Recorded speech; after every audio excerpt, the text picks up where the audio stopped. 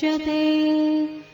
पूर्णस्य पूर्णमादाय पूर्णमेवावशिष्यते। ॐ शान्ति शान्ति शान्तिः।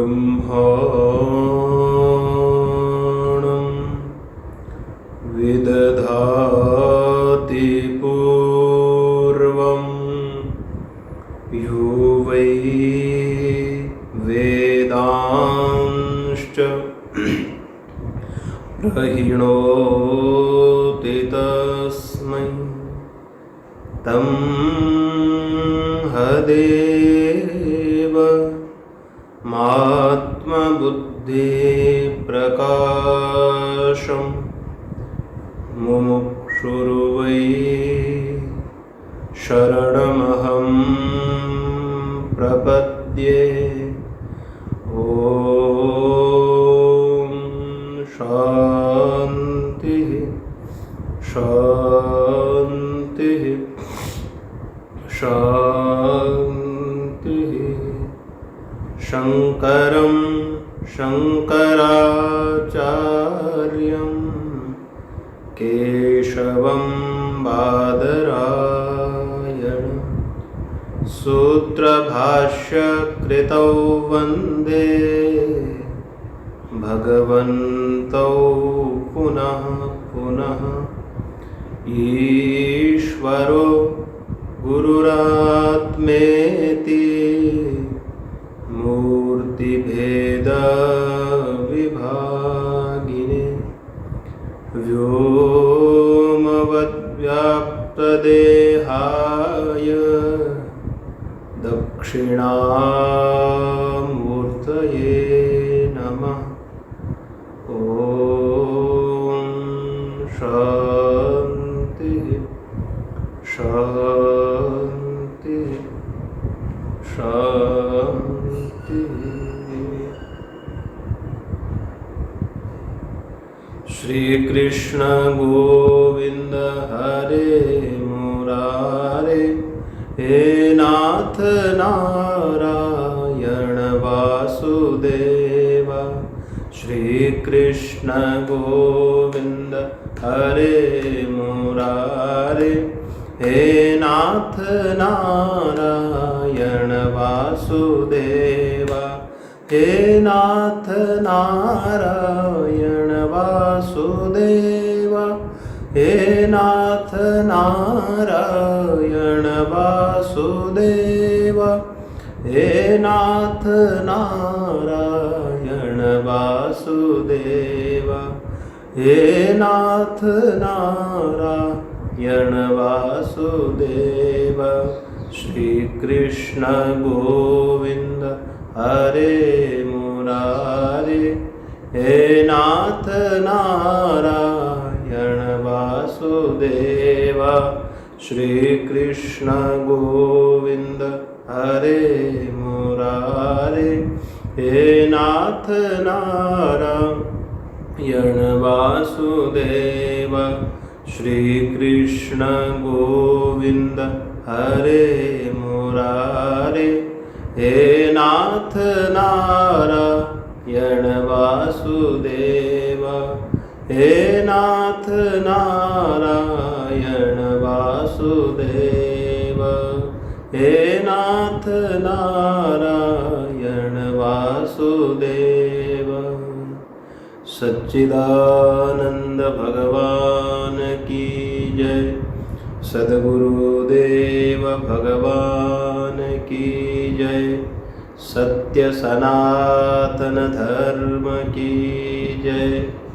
स्वामी जी श्री प्रेमपुरी जी महाराज की जय। ओम नमः पार्वती पतये हर हर महादेव शंभो। स्वामी श्री प्रेमपुरी जी आश्रम ट्रस्ट द्वारा समायोजित प्रातःकालीन दैनिक प्रवचन श्रृंखला के अंतर्गत हम लोग कठोपनिषद की द्वितीय वल्ली का विचार कर रहे हैं। कल द्वितीय वल्ली के चतुर्दश मंत्र पर विचार हुआ।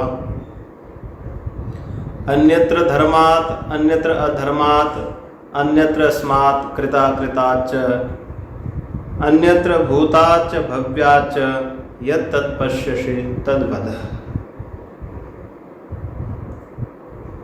नचिकेता यमराज के सामने जो उसका मूल प्रश्न है उसको स्पष्ट कर रहे हैं। यमराज ने अब तक जो उपदेश दिया, नचिकेता बोलते हैं कि मेरा मूल प्रश्न दूसरा है। इस सूक्ष्म शरीर के निकलने के बाद इससे अतिरिक्त कोई तत्व शेष रहता है? यदि रहता है वो मैं तत्व, तो उसका स्वरूप क्या है? और वो तत्व तो इन सबसे परे हैं। उस तत्व के बारे में आप मुझे विस्तार से समझाइए। अन्य धर्म और अधर्म से जो अन्य है, धर्म और धर्म का जो फल है स्वर्ग फल, अधर्म का फल है पाप नरक आदि, पशु योनि आदि अधर्म का फल है। उपासना का फल है देवलोक की प्राप्ति। ये सब से जो परे तत्व है, इन सब का आधारभूत तत्व हैं। इन सब में जो अनुस्यूत तत्व है उसको मैं जानना चाहता हूं। स्वरूप के विषय में नचिकेता के मन में कोई संशय नहीं है। नचिकेता इतना जानते हैं कि जगत का अधिष्ठान एक तत्व है। संपूर्ण जगत, उसमें स्वर्गलोक भी आ गया, ब्रह्मलोक, देवलोक आदि सब आ गए, उस तत्व में कल्पित हैं। इस बात को नचिकेता भली भांति जानते हैं। वो केवल उस मूल तत्व के स्वरूप के बारे में समझना चाहते हैं। इसलिए उन्होंने कहा कि जो धर्म और धर्म के फल से, अधर्म और अधर्म के फल से अन्यत्र है, भिन्न है और काल परिच्छेद से रहित है। भूतकाल, वर्तमान काल और भविष्यत काल, इन तीनों कालों के परिच्छेद से रहित है। कोई जन्मा होगा तो उसको कह सकते हैं कि वो 50 वर्ष पूर्व में जन्म हुआ, 50 वर्ष बाद मर गया। अतीत को भी देखा और वर्तमान को भी देख रहे हैं और भविष्य को भी देखेंगे। अपने शरीर को ही लेकर देखते हैं। ये शरीर जन्म हुआ तब और आज 30 वर्ष गुजर गए, तो वो जो जन्म हुआ था वो बात अतीत की हो गई और जो अभी चल रहा है वो वर्तमान, और आगे जो अवस्था आएगी वो भविष्यकालीन अवस्था होगी। तो ये शरीर काल परिच्छेद, काल परिमित है, लेकिन वो तत्व ऐसा नहीं कि पहले था या नहीं था, अब है, बाद में रहेगा कि नहीं रहेगा, इस तरह का वो तत्व नहीं है। काल परिच्छेद से रहित है। और सबसे बड़ी बात है कि वो जो ये माइक साधन है, माया के बने हुए साधन हैं, चक्षु आदि, इनसे वो नहीं जाना जा सकता है।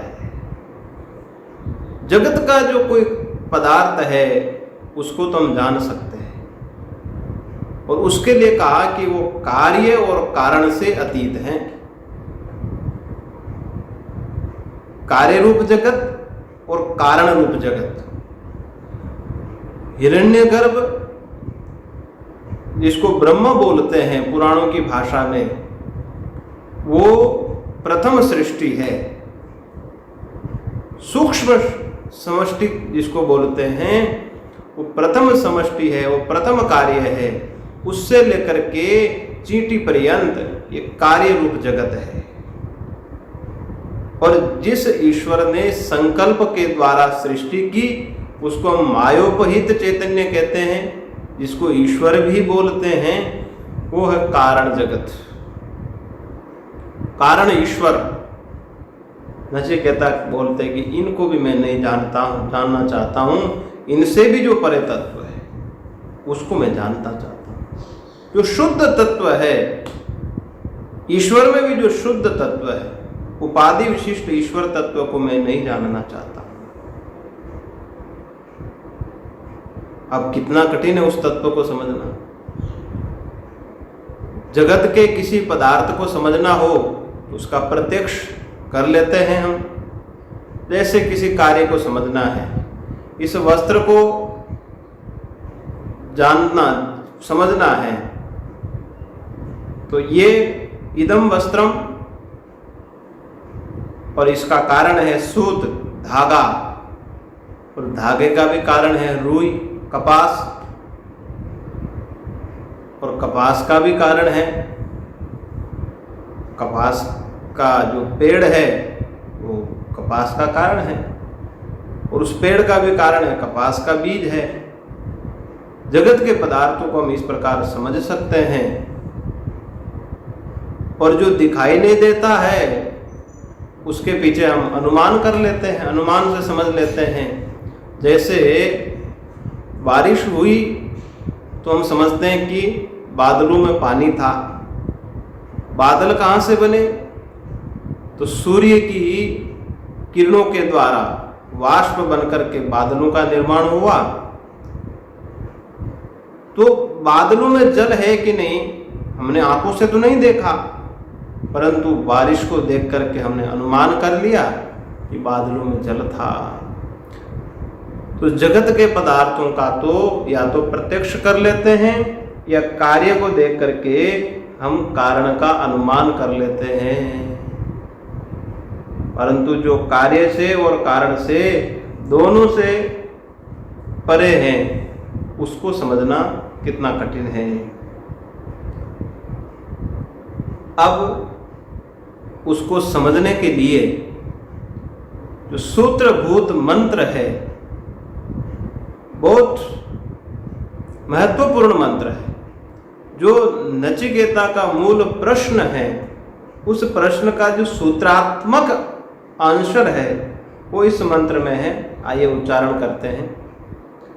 सर्वे वेदा यत्पदमामनन्ति तपांसि सर्वाणि च यद्वदन्ति यदि छन्तो ब्रह्मचर्यं चरन्ति तत्ते पदं संग्रहेण ब्रवीमि ओमित्येतत्।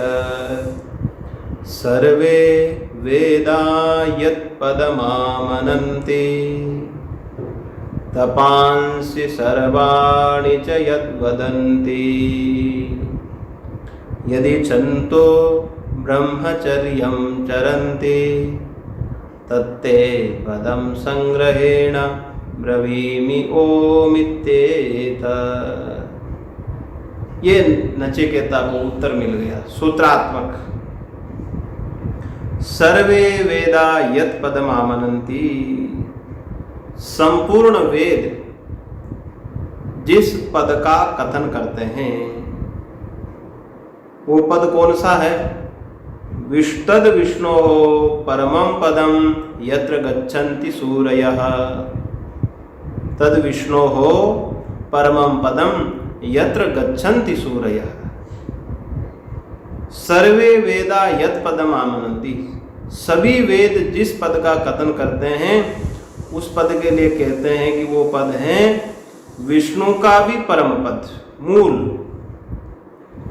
भगवान विष्णु तो सगुण रूप में तो चतुर्भुज रूप में है, जो चतुर्भुज रूप है उसका भी परम है, अर्थात उसका भी मूल है। यत्र गच्छन्ति सूरयः, जहाँ पर विद्वान लोग पहुँचते हैं, जो उनका परम पद स्वरूप है वो तो संसार के कण कण में व्याप्त है, सर्वत्र वो अनुस्यूत है। उस तत्व के बारे में जानना चाहते हैं, उसको वेद कथन करते हैं।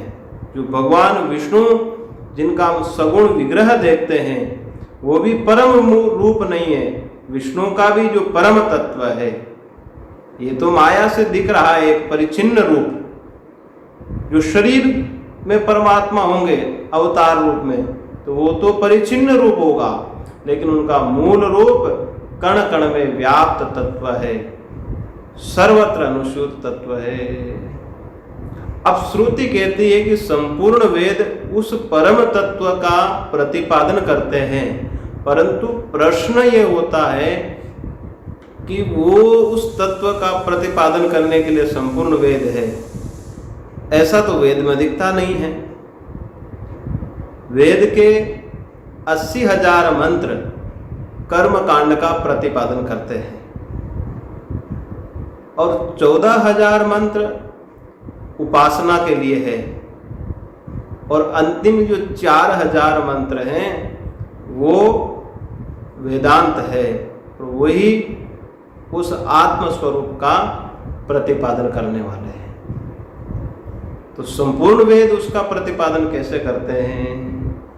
ज्ञान का प्रतिपादन तो केवल 4,000 मंत्रों के द्वारा किया गया है, और उसी को वेदांत बोलते हैं, उपनिषद भाग बोलते हैं। वेद का अंतिम भाग वो उपनिषद भाग है, और 96,000 मंत्र तो कर्म और उपासना के हैं। ज्ञान का प्रतिपादन करने वाले केवल 4,000 मंत्र है, परंतु यहाँ तो कह रहे हैं कि सर्वे वेदा यत् पदमामनन्ति, सभी वेद उसी ज्ञान के लिए ही, उस आत्म स्वरूप के लिए ही प्रतिपादन करने वाले हैं।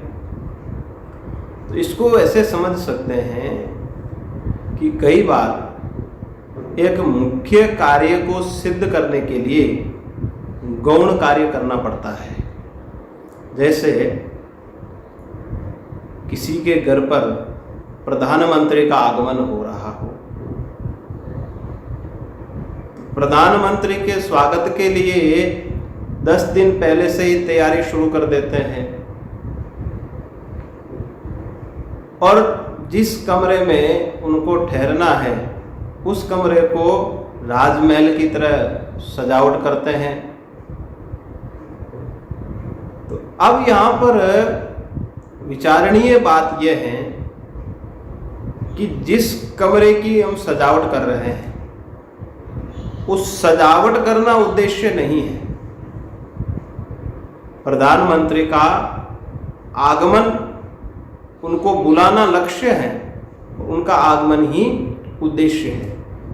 ये सब तो गौण कार्य है, ये लक्ष्य नहीं है। कमरे को सजाना, ये सब तैयारियां करना, ये तो उनके आगमन के लिए ये सब करना पड़ता है। इसी प्रकार वेद के जो मंत्र कर्म और उपासना का प्रतिपादन करते हैं वो उनसे प्राप्तव्य फलों को बताने के लिए नहीं है। जैसे प्रधानमंत्री के आगमन के लिए जो कमरे की सजावट है वो कमरे को सजाने के लिए नहीं है, बल्कि उनके आगमन के लिए, लक्ष्य है उनका आगमन। इसी प्रकार कर्म और उपासना के जो प्राप्तव्य फल हैं उनको बताने के लिए श्रुति प्रतिपादन नहीं करती है, बल्कि उस परमात्म तत्व में पहुंचाने के लिए ही श्रुति कर्म और उपासना का प्रतिपादन करती है। और श्रुति तो भगवती है, वो माँ है, साधक की चिंता करती है, क्योंकि एकाएक साधक ज्ञान का अधिकारी बन नहीं सकता है। इसलिए भगवती श्रुति ने हर प्रकार की व्यवस्था की हुई है। जैसे एक माँ के 3 बालक हैं। एक बालक को गाढ़ा दूध पिलाती है और एक बालक को केवल सामान्य गर्म करके पिलाती है और एक बालक को उससे भी कम गर्म करके दूध पिलाती है। अब जिसको गाढ़ा दूध ओटा करके गाढ़ा दूध रबड़ी बना करके पिलाती है, क्या उससे माँ ज़्यादा प्रेम करती है, दूसरों से द्वेष करती है? ऐसा नहीं है। माँ जानती है कि ये गाढ़ा दूध ये दूसरे बच्चे नहीं पचा पाएंगे, गुण की जगह अवगुण हो जाएगा, पचा नहीं पाएंगे बल्कि बीमार पड़ जाएंगे। इसलिए माँ उनको दूसरे बच्चों को कम गर्म करके दूध पिलाती है। उसमें भी उनका हित छुपा हुआ है।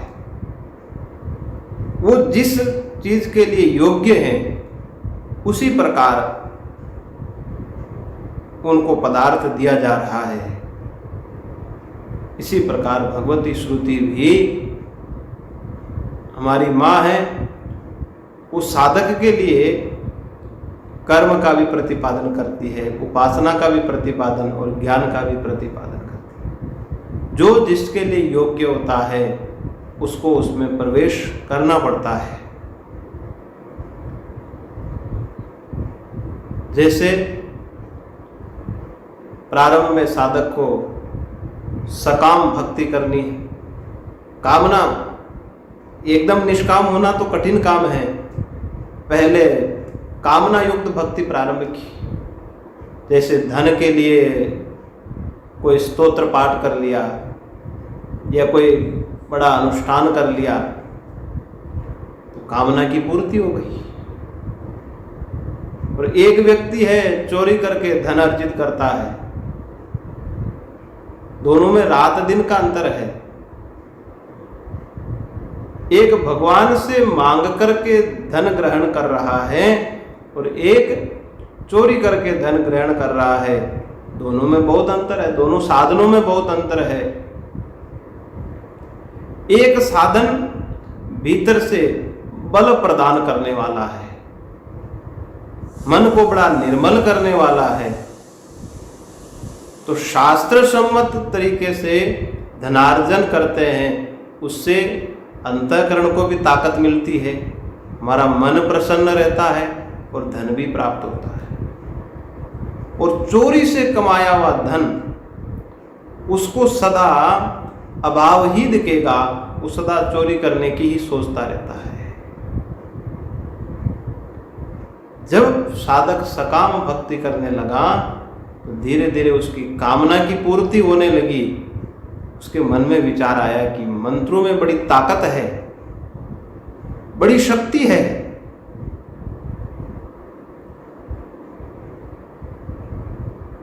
तो जिस उद्देश्य के लिए ये मंत्र है, क्यों न मैं इन मंत्रों का उपयोग अपने वास्तविक लक्ष्य के लिए करूं। जब कामना की पूर्ति होती है, जब सोचता है कि इन मंत्रों में ताकत है, भगवान सब कुछ देते हैं, सर्वज्ञ सर्वविद हैं, तो मैं निष्काम होकर के उस तत्व के लिए प्रयास करूंगा। सकाम भी एक दिन निष्काम बन जाता है। जैसे प्रारंभ में कोई बालक बीमार है और दवाई नहीं खाता है, कड़वी है दवाई, तो माँ एक हाथ में लड्डू रखती है, बोलती कि दवाई लोगे तो ये लड्डू मिलेगा, नहीं तो ये लड्डू तुम्हें नहीं मिलेगा। अब उस लड्डू के लालच में वो बालक दवाई ले लेता है और लड्डू भी प्राप्त हो जाता है। दोनों काम सिद्ध हो जाते हैं। लड्डू के लालच में बालक दवाई ले लेता है। इसी प्रकार श्रुति भगवती कहती है कि स्तोत्र पाठ करो, अनुष्ठान करो, तो धनादि जो भी फल चाहते हैं वो तो प्राप्त होगा ही, उसके साथ साथ अपना वास्तविक उद्देश्य जो परमात्मा तत्व है उसकी तरफ, निष्कामता की तरफ भी साधक प्रवृत्त होगा। इसलिए शास्त्र साधक को कठोर नहीं बनाता है। संसार के किसी भी व्यक्ति का जीने का अधिकार नहीं छीनता है। सबको जो जिस हाल में है उस हाल में कैसे जीना है वो जीना सिखाता है। इसलिए यहां पर श्रुति कह रही है कि स्तोत्र पाठ करो तो उसका फल मिलेगा, उसके फल के साथ साथ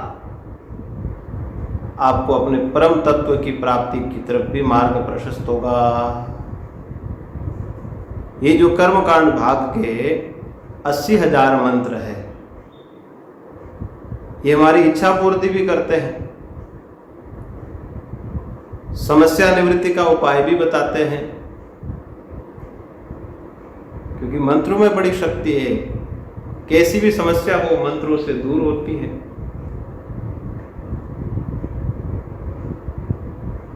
तो उसका तात्पर्य यही है कि हमारी पशु प्रवृत्ति, मनमुखी प्रवृत्ति हट जाए और उससे छूटने के बाद हम मनुष्य बन जाए, फिर अंतःकरण शुद्धि के लिए प्रयास करें। पशु प्रवृत्ति और मनमुखी प्रवृत्ति कैसे परिवर्तित हो जाए, इसके लिए 80,000 मंत्र कर्मकांड का प्रतिपादन करते हैं। क्या कर्तव्य है और क्या अकर्तव्य है, इसका प्रतिपादन 80,000 मंत्रों में किया गया है। जो कर्तव्य है, कर्तव्य कर्म करेंगे तो उससे क्या होगा, हमारी जो पशु प्रवृत्ति है, पशु धर्म का हम पालन करने वाले हैं, उसको छोड़ करके मनुष्य धर्म का पालन करेंगे। इसलिए आचार्य शंकर विवेक चूड़ामणि में कहते हैं, दुर्लभम त्रयमेव एतत् देवानुग्रह हेतुकम मनुष्यत्वम मुमुक्षुत्वम महापुरुष संश्रयम। साधना से पहले मनुष्यता आना जरूरी है। पशु प्रवृत्ति तो छोड़ना पड़ेगा। इस पुतला दिखने में मनुष्य दिखता है लेकिन मनुष्यत्व नहीं है। एक होता है मनुष्य और एक है मनुष्यत्व। जैसे ब्राह्मण और ब्राह्मणत्व, क्षत्रिय और क्षत्रियत्व, त्व लगाने से उसके धर्म का बोध होता है। मनुष्य तो एक व्यक्ति विशेष हो गया और त्व लगाने से मनुष्य का धर्म हो गया। तो दिखने में मनुष्य है लेकिन मनुष्यत्व, मनुष्य का धर्म यदि नहीं निभा रहा है तो कहेंगे कि दिखने में मनुष्य है, मनुष्यता नहीं है। पशु धर्म का यदि पालन करेंगे, पशु की तरह जो लक्षण पशु के हैं वही लक्षण जब मनुष्य में आने लगेंगे तो यही कहेंगे कि मनुष्यता का अभाव है, मनमुखी प्रवृत्ति का है। इसलिए कर्म का प्रतिपादन करते हैं कि पहले मनुष्यता आए और अंतःकरण शुद्ध हो जाए। हमारे जीवन में 3 प्रकार के प्रतिबंध माने गए हैं, मल, विक्षेप और आवरण। 3 प्रतिबंध है और ये प्रतिबंध हट जाएंगे तो हमें अपना आप का परिचय हो जाएगा। मल, विक्षेप और आवरण। मल दोष की निवृत्ति कर्म के द्वारा होती है और विक्षेप दोष की निवृत्ति उपासना से होती है और आवरण दोष की निवृत्ति तत्वमसि महावाक्य के श्रवण से होती है। जो हमारे अंतःकरण में जन्म जन्मांतर का जो मल जमा हुआ है, गंदगी जमी हुई है, वो गंदगी किससे साफ होगी? कहा कि कर्म करने से साफ होगी। जैसे बहुत मलिन दर्पण है, उसको घिसते घिसते घिसते कई साधनों से घिसेंगे तब जाकर के वो दर्पण साफ होता है। इसी प्रकार ये जो जगत के विषय अर्जित करते करते मन में गहरी गंदगी की परत जमी हुई है, विषय वासनाओं की, उनको हटाने के लिए कर्म की आवश्यकता है। शास्त्रीय कर्म, वैदिक कर्म, इनकी आवश्यकता है। और जब कर्म करेंगे, शास्त्रीय कर्म करेंगे, तो फिर उपासना के भी अधिकारी बन जाएंगे। और उपासना से विक्षेप दोष की निवृत्ति होती है। अंतःकरण शुद्धि कर्म से होती है। उपासना नाम तु चित्त एकाग्र्यम, ऐसा वेदांत सार में लिखा हुआ है।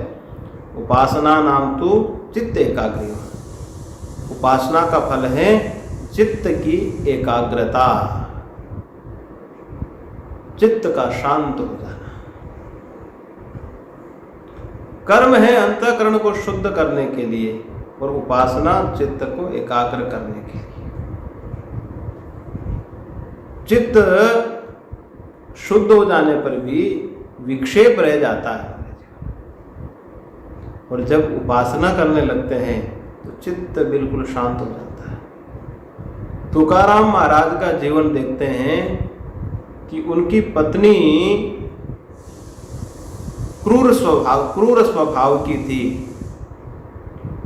फिर भी तुकाराम जी महाराज के जीवन में बड़ी शांति। और कहते हैं कि इस प्रकार की पत्नी मिलने से मेरा मन भगवान में लगा रहता है, भगवान की स्मृति बनी रहती है। जब साधक को विपदा आती है ना, विपदा के समय भगवान की स्मृति होती है। एक महापुरुष सुना रहे थे कि यदि थोड़ा बहुत कष्ट नहीं आएगा तो भगवान की तरफ मुख होगा ही नहीं, भगवान को कोई पुकारेगा ही नहीं। इसलिए विपदा साधक को भगवान की तरफ प्रवृत्त करती है। तुकाराम जी महाराज के जीवन में उनकी जो अर्धांगिनी है वो क्रूर स्वभाव की प्राप्त हुई, और उससे भी उनके जीवन में बड़ी शांति है। उसको अपने जीवन की साधना बना लिया। बोलते हैं कि इसका ऐसा स्वभाव है, इससे मुझे बोध होता रहता है कि दुनिया किस तरह की है।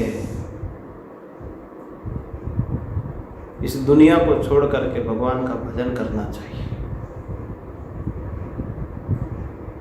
उसके क्रूर स्वभाव को अपनी साधना बना लिया, सकारात्मक लिया, उसको नकारात्मक तरीके से भी ले सकते थे। हमारे सनातन में ऐसे ऐसे महापुरुष हुए, इसलिए हमारे शास्त्रों में कहीं तलाक नाम का शब्द नहीं मिलता है। ये तलाक तो विधर्मियों ने पैदा किया है और विधर्मियों के द्वारा प्रारंभ किया हुआ है, और उनकी छाया हमारे सनातन में भी पड़ गई। नहीं तो हमारे शास्त्रों में तलाक शब्द कहीं नहीं आता है। कैसा भी स्वभाव हो, एक दूसरे के साथ उसको निभा लेना ये बहुत बड़ी साधना है।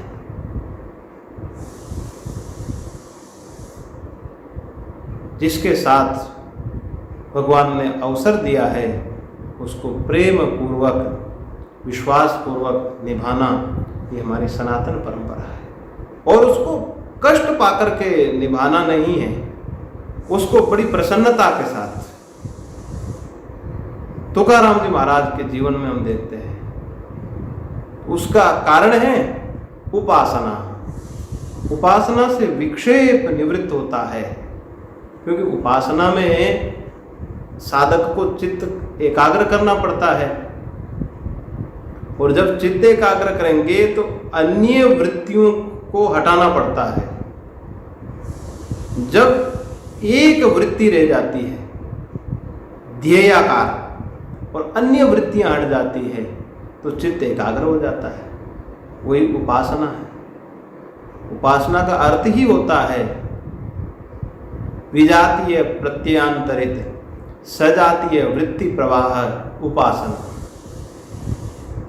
विजातीय वृत्तियों का, वृत्ति एक मन का परिणाम है। जैसे कभी ध्यान में बैठकर देखिए, हमारा मन जिन चीजों को भूल गया, वर्षों पुरानी बातें हैं, वो भी ध्यान में बैठते ही याद आ जाती है। भोग भोगिए, अनुभव करते हैं। काशी में जब मैं नया नया पढ़ने गया 2006 में, उस समय गुरुकुल पद्धति में मेरा प्रथम प्रवेश हुआ। गुरुकुल का नियम होता है कि सब सेवा विद्यार्थियों को ही संभालनी पड़ती है।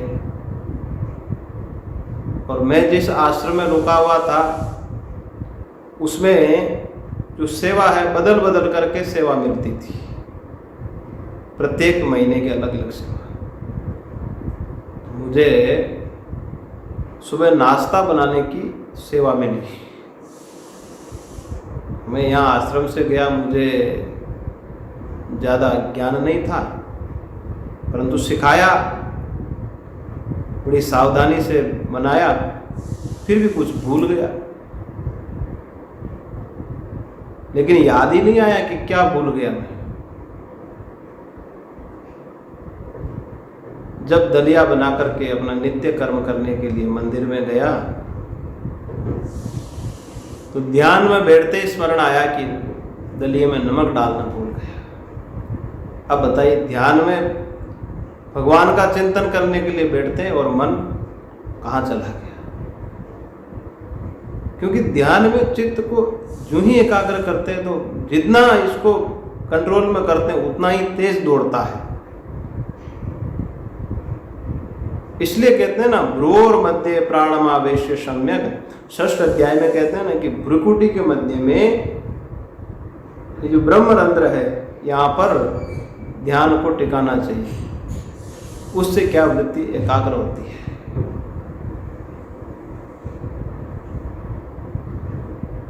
तो यहाँ पर कहने का भाव यही है कि उपासना में अन्य चिंतन को छोड़ना पड़ता है और एक ही चिंतन करना पड़ता है।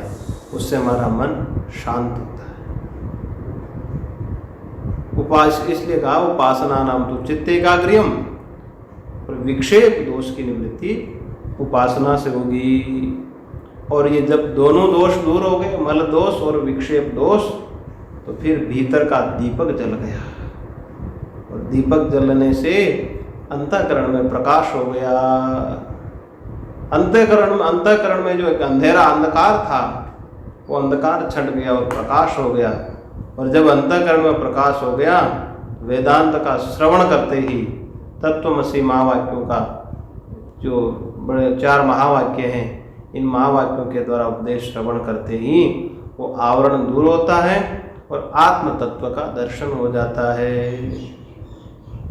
इसलिए कहा भाई, सर्वे वेदा यत् पदम आमनन्ति, सभी वेद जिस पद को कहते हैं। इसलिए शास्त्रों में कहीं पर भी गृहस्थ को अपना कर्म करने के लिए मना नहीं कहा है। धन कमाने के लिए, परिवार चलाने के लिए, मकान आदि वस्तुएं संग्रह करने के लिए मना नहीं किया है, परंतु उसी को लक्ष्य बना लेना, इसके लिए शास्त्र निषेध करता है। मैं प्रारंभ से ही, जब ये द्वितीय वल्ली का प्रारंभ हुआ, तब से ही बीच बीच में ये पॉइंट जरूर आता है।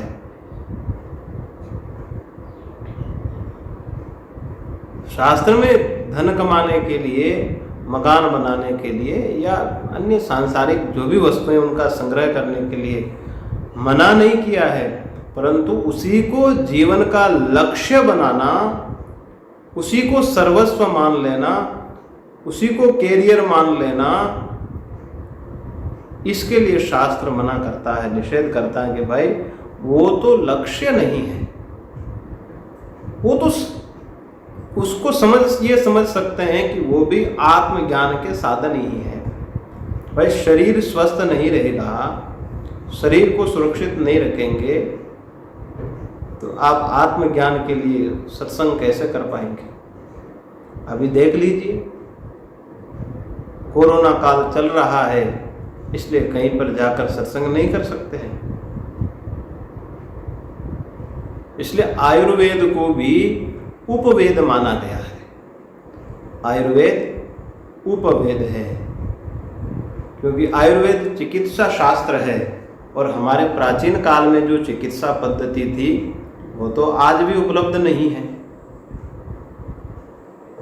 ऐसी कथा आती है कि अश्विनी कुमारों ने दध्यंग ऋषि का सिर काट करके घोड़े का सिर लगा दिया उनको और उनसे उपदेश प्राप्त किया। और जब इंद्र उनके सिर को काट कर ले गया, घोड़े के सिर को काट कर ले गया, तो जो पहले सिर काट करके घोड़े का सिर लगाया था वो घोड़े का सिर इंद्र ले गया।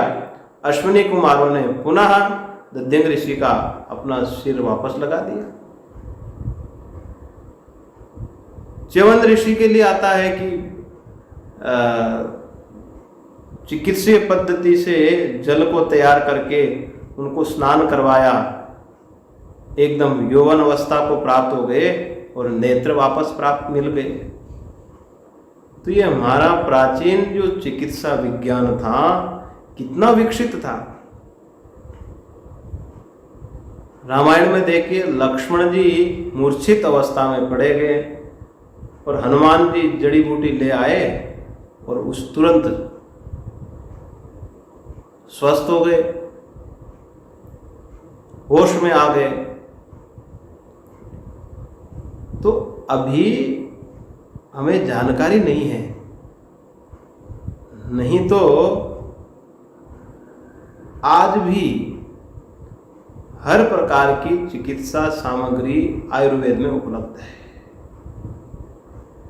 जिसका कोई साइड इफेक्ट नहीं है, प्राकृतिक औषधियां हैं सब। आज जब ये कोरोना महामारी चल पड़ी है तो पूरी दुनिया नीम गिलोय का काढ़ा बनाकर पी रही है। जिस नीम गिलोय को कोई जानते नहीं थे, आज बच्चा बच्चा उस नीम गिलोय को जानता है और उसका काढ़ा बनाकर पीते हैं। तुलसी का काढ़ा, अदरक का काढ़ा। आखिर काम तो आयुर्वेद ही आया। इसलिए प्राचीन जो चिकित्सा शास्त्र था हमारा आयुर्वेद, बहुत विकसित था। तो यहाँ कहने का भाव ये है कि आयुर्वेद को भी उपवेद माना गया है। शरीर स्वस्थ होगा तो आप भक्ति, उपासना आदि साधन कर पाएंगे, नहीं तो कैसे कर पाएंगे?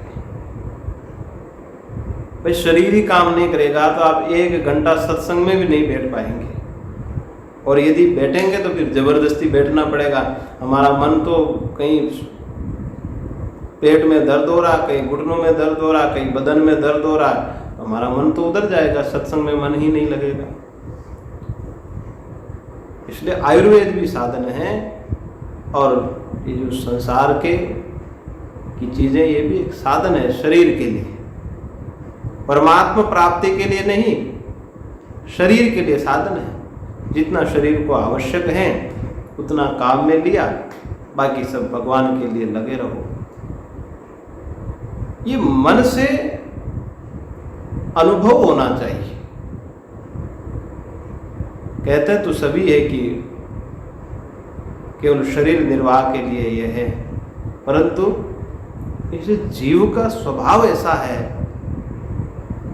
कि स्वाभाविक ही दौड़कर माया की तरफ ही मुड़ता है, क्योंकि अनादि संस्कार ही ऐसे बने हुए हैं। तो केवल शरीर निर्वाह के लिए नहीं करता है, भोग प्रवृत्ति में लग जाता है। और जब भोगाकांक्षा मन में बैठ जाती है तो फिर जीवन का लक्ष्य ही वही बन जाता है। उसी को जीवन का चरम मान लेता है। इसके लिए फिर शास्त्र मना करता है कि उसका तो जीवन ही बर्बाद हो जाता है।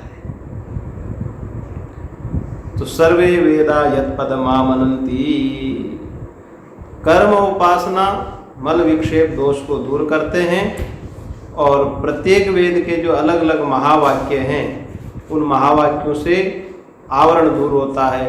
जैसे सामवेद का है तत्त्वमसि, यजुर्वेद का अहम ब्रह्मास्मि, ऋग्वेद का प्रज्ञानम ब्रह्म और अथर्ववेद का अयमात्मा ब्रह्म। ये महावाक्य है। तो सभी वेद जिस पद का कथन करते हैं वो है आत्म तत्व। तपांसि सर्वाणि च यद वदन्ति, कर्म और उपासना को बताया, फिर कहा कि दूसरा साधन है तपांसि सर्वाणि च यद वदन्ति, दूसरा साधन है तप। पुराणों में भी इस तप को विशेष महत्व दिया गया है। कोई भी समस्या का समाधान तप के द्वारा करते हैं। कुछ शक्ति अर्जित करना हो तो तप से ही वो शक्ति का अर्जन करते हैं। जैसे इंद्रियों से हम संसार के विषयों को ग्रहण करते हैं, उससे क्या होता है कि इंद्रियां कमज़ोर हो जाती है। इंद्रियों की शक्ति को हम संसार के पदार्थों में लगाते हैं तो इंद्रियों की शक्ति कमज़ोर पड़ जाती है। और जब तप करते हैं तो तप में क्या होता है, चक्षु का भी संयम करना पड़ेगा, श्रोत्र का भी संयम करना पड़ेगा और कर्मेंद्रियां जैसे मुख का संयम, खाने पीने में उत्तम आहार हो, सात्विक आहार हो, वाणी संयमित हो, इसी को तो तप कहा गया है। क्योंकि हमारी इंद्रियां सांसारिक पदार्थों को अर्जित करने में लगी रहती है, तो उन पदार्थों का जितना ज़्यादा संग्रह होगा उतनी ही शक्ति कम होगी, और जितना कम संग्रह होगा अर्थात जितना जीवन संयमित होगा उतनी ही हमारे भीतर शक्ति बढ़ेगी। तब से एक ऊर्जा प्राप्त होती है।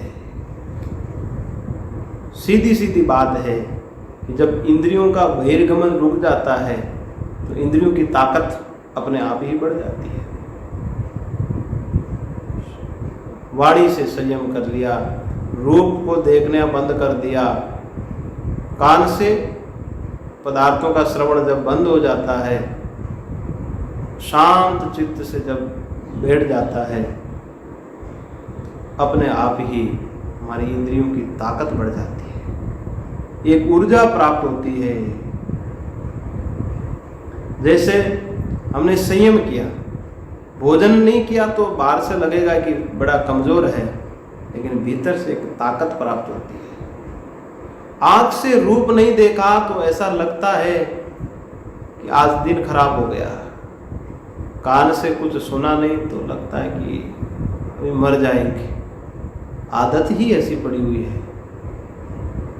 परंतु तप में इन इंद्रियों का संयम करना पड़ता है। इंद्रियों को जितना काबू में रखेंगे उतना ही हमारा तप बढ़ेगा। ये तो गृहस्थ के लिए भी जरूरी है, साधु के लिए भी जरूरी है, वानप्रस्थ सन्यासी सबके लिए जो जरूरी है। इंद्रियों को काबू में रखना तो हमारा पहला धर्म है। सब लिमिट में होना चाहिए, असंयमित, जिसमें किसी प्रकार का कोई संयम ही नहीं है। जैसे इंद्रियां दौड़ रही है उनके पीछे पीछे भागना, ये तो भोग है, और उन्हीं भोगों से इंद्रियों को निवृत्त कर लेना वही तप है। और हम जितनी सुविधाएं जुटाते हैं उतना ही हमें कमजोर कर देती है। जैसे एयर कंडीशन सुविधा में रहने वाला व्यक्ति गर्मी में बाहर नहीं निकल सकता है, परंतु जिसका शरीर तपा हुआ है वो कहीं भी स्वच्छंद घूम सकता है आराम से। इस शरीर को जितना आराम भोगी बनाएंगे, जितनी सुविधाएं देंगे, उतना ही कमजोर पड़ेगा। इसलिए कहा कि संयम बहुत जरूरी है, उससे हमारा बल बढ़ेगा। तपांसि सर्वाणि च यद् वदन्ति। अब ये है कि वो जो तप है, उस तप से जो शक्ति प्राप्त होती है, उसका हम प्रयोग किस रूप में करते हैं ये हमारे ऊपर है। कोई वरदान देने में उसका प्रयोग करता है, कोई शाप देने में प्रयोग करता है, और कोई आत्मज्ञान के लिए उस शक्ति का प्रयोग करते हैं।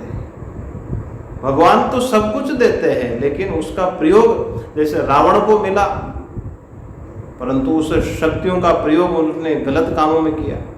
हिरण्यकश्यप ने साधना की, तप किया, तो उसने शक्तियों का प्रयोग गलत काम के लिए किया, भोग वासनाओं में किया,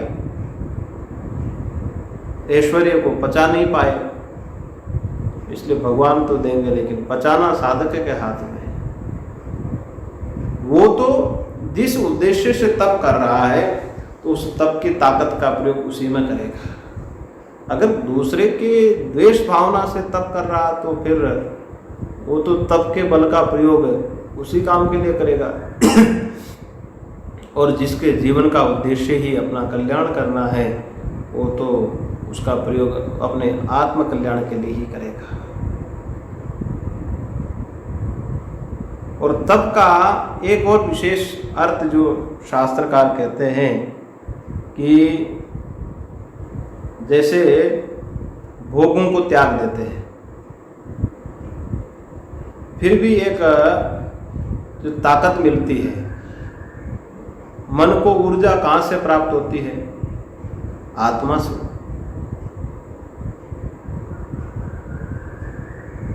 एक उदाहरण के तौर पर देखते हैं, जैसे हमने लाल रंग देखा, किससे देखा? तो कहा कि सूर्य के प्रकाश से लाल रंग दिखाई दिया।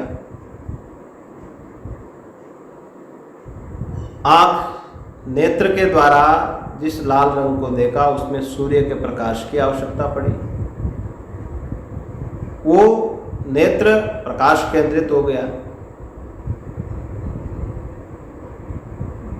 सूर्य का प्रकाश भी है, नेत्र भी है, परंतु मन नहीं है तो वो रूप दिखाई नहीं देगा। बहुत बार बाह्य साधन है, प्रकाश भी है, इंद्रियां भी काम कर रही है, लेकिन मन यदि काम नहीं करता है तो उस वस्तु का प्रकाश नहीं होगा। यदि मन भी काम करता है तो फिर वो बाह्य वस्तु का ज्ञान होगा। अब मन को ऊर्जा कहाँ से प्राप्त हो रही है? तो मन को भी ऊर्जा कहीं दूसरी जगह से प्राप्त हो रही है। तो हम संयम करने से इतना बोध होता है कि जो वास्तविक ताकत है वो ऊर्जा तो कहीं दूसरी जगह है, वो प्रकाश हमारे भीतर से प्राप्त हो रहा है, वहाँ से वो ऊर्जा प्राप्त हो रही। बल का स्रोत बाहर नहीं है, अपितु बल का स्रोत भीतर है। जब हम इंद्रियों का संयम करते हैं तो भीतर से हमें अपनी ताकत का एहसास होता है कि जो ताकत देने वाला है वो तो भीतर बैठा हुआ है। जैसे पंखा चल रहा है, बल्ब में प्रकाश है, इन सब का मूल स्रोत क्या है? विद्युत है, बिजली के तार है, जो पंखे में मोटर है, ये सब साधन है, लेकिन इनका मूल स्रोत है विद्युत। इसी प्रकार हमारी ज्ञान शक्ति और क्रिया शक्ति, दो शक्तियां हमारी, ज्ञान शक्ति और क्रिया शक्ति, इन दोनों का जो स्रोत है वही आत्मा है और वो हमारे अंदर ही है। इसलिए कहा कि मन को भी देखने की शक्ति आत्मा से मिलती है और वही प्रकाश का मूल केंद्र है। वस्तु के प्रकाश का मूल केंद्र हमारी चेतन सत्ता है।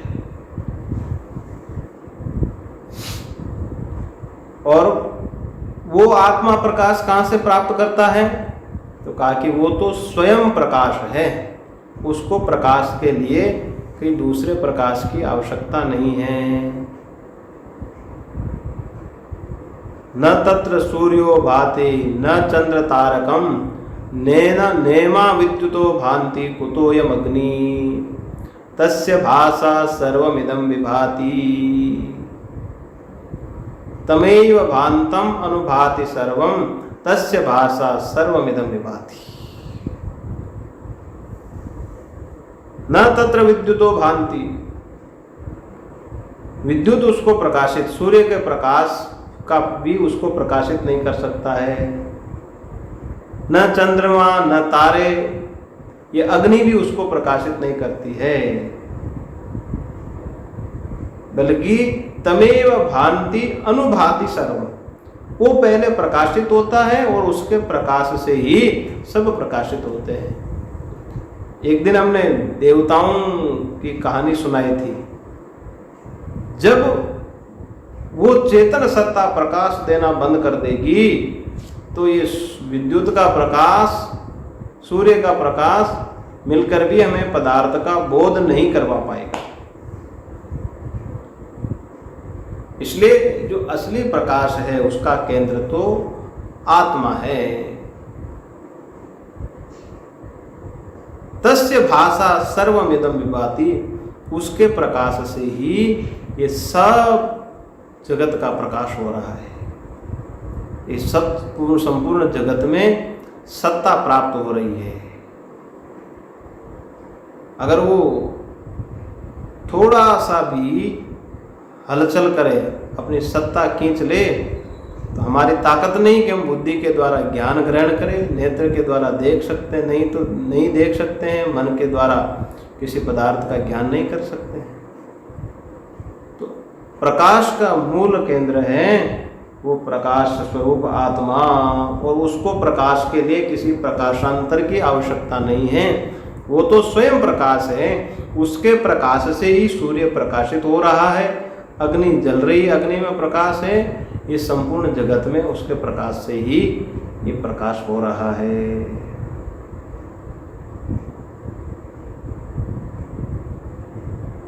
और उसका प्रकाश होने से ही मन का संकल्प होते ही ज्ञान हो जाता है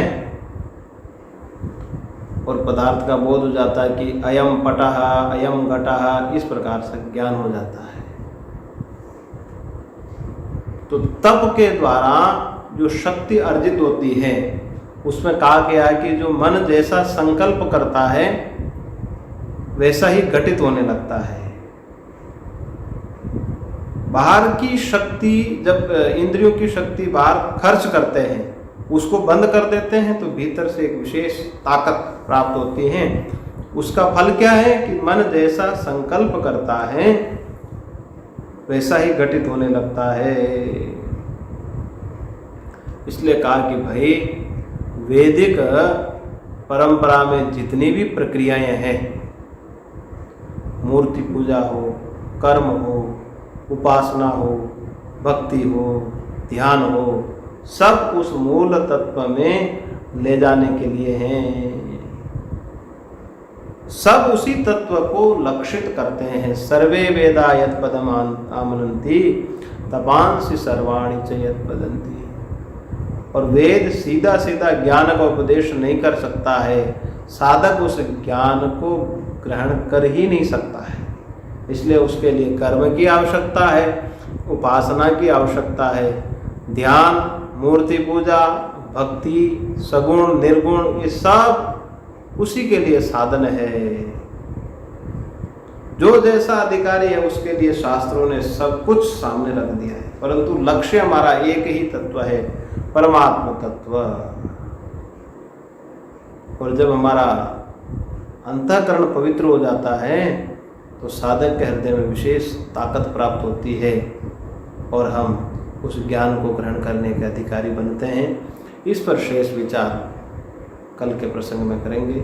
आइए इतना ही निवेदन करते हुए शांति पाठ करते हैं। ओम पूर्णमदः पूर्णमिदं पूर्णात् पूर्णमुदच्यते पूर्णस्य पूर्णमादाय पूर्णमेवावशिष्यते।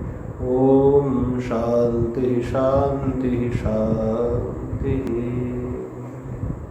ॐ शान्ति शान्ति